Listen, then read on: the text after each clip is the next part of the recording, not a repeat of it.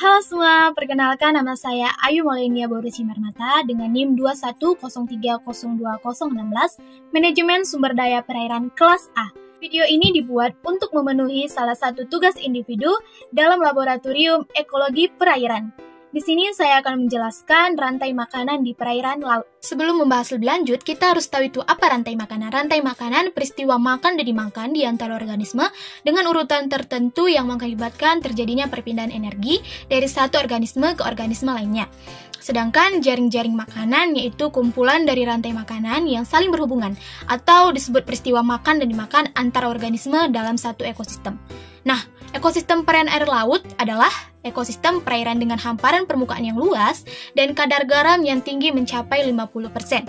Apa sih fungsi rantai makanan di laut? Yaitu agar jumlah makhluk hidup yang ada di laut tetap stabil. Nah, mau tahu apa rantai makanan di perairan laut? Saya sudah buatkan sketsa singkat dan sederhana. Yang pertama ini matahari. Itu akan membantu fitoplankton dalam menghasilkan makanan. Fitoplankton dimakan oleh zooplankton.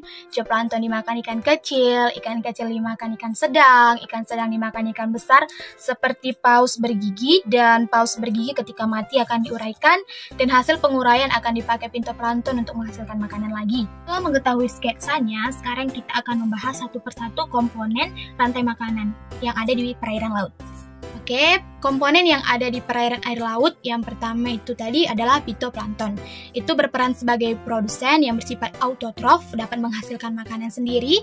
Itu karena ia punya klorofil dan proses ini dibantu oleh matahari.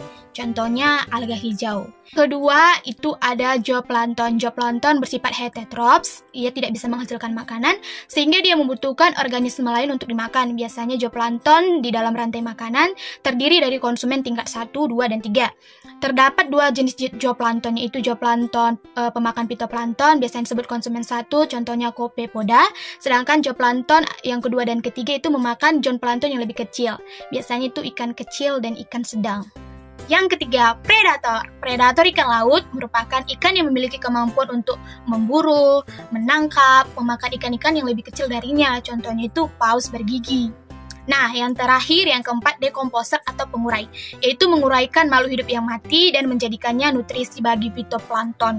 Contohnya bentos. Setelah mendengar penjelasan-penjelasan tadi, kita kembali lagi ke sketsa sederhana yang saya buat. Berarti matahari menjadi sumber utama untuk fitoplankton dapat menghasilkan makanan. Selanjutnya, fitoplankton dimakan oleh zooplankton.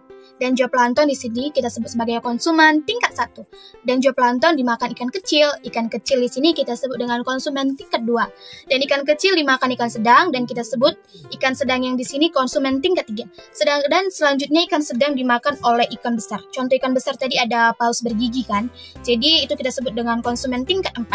Dan ketika mati paus ini dia akan diuraikan oleh pengurai atau dekomposer. Nah, hasil penguraian itu akan dipakai oleh fitoplankton sebagai nutrisi makanannya. Jadi rantai makanan di dalam laut ini saling berhubungan dan harus tetap terjaga agar ekosistem laut tidak terganggu.